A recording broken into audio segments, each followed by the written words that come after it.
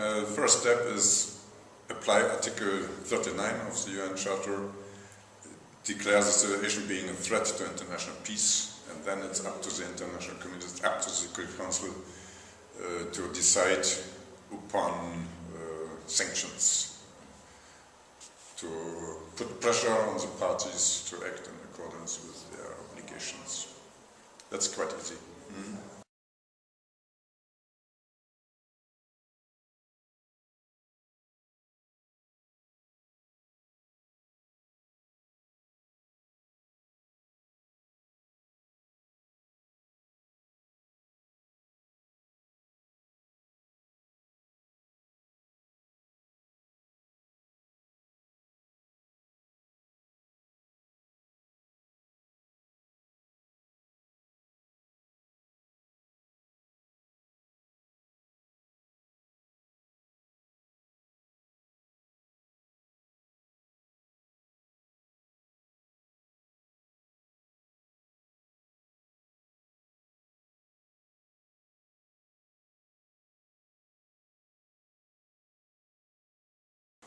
No, I mean, intervention is not always the solution.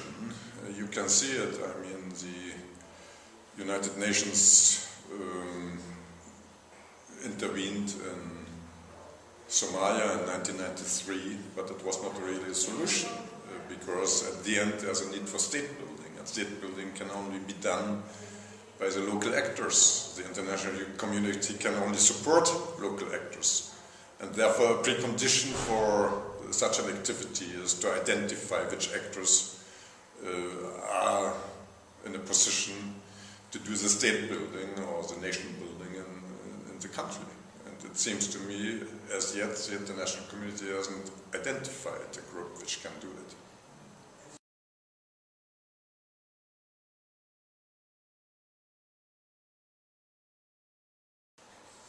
Yeah. I fear the international community cannot do that much because there are too many actors and there are too many countries supporting certain actors in the region. Perhaps the best possible solution would be to influence the neighbor countries not to intervene by support for certain groups in the countries. In the country.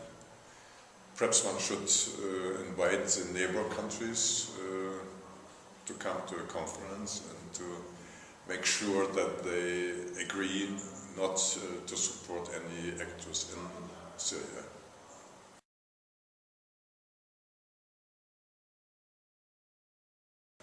No, it's quite clear. The R2P, that's a concept, that's not law.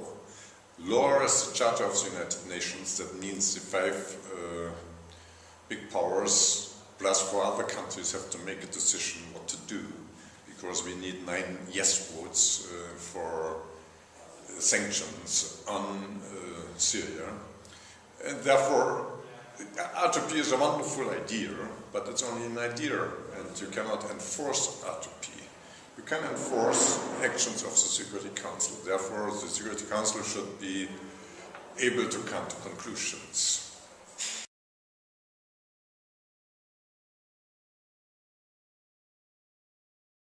No, I would argue Syria as a member state to the United Nations, and therefore the first step is to talk to the Syrian government.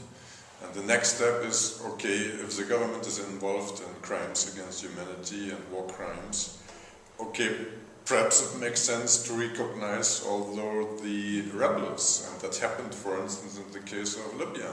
At the end we have got a recognition of the free Libyan government or whatever, and they were at the end the party taking part in the negotiations about the future of the country. If you can identify in Syria a group which has really influence and which respects rules of human rights and rules concerning the warfare, I mean, I would be very happy to identify a group and to see a group which fights for the interests of the people. Obviously, the government fights somehow against the own population, and if one can identify a group which meets the consent of the people in Syria, okay, wonderful. And then one should recognize that those representatives, and one should enter negotiations, and one should support such a group. And I would argue that's not in violation of Article 2, number 7, because if the government commits crimes against humanity, it's going to lose its entitlement to speak for a country. The country is a member state, and the government is only the organ of the country.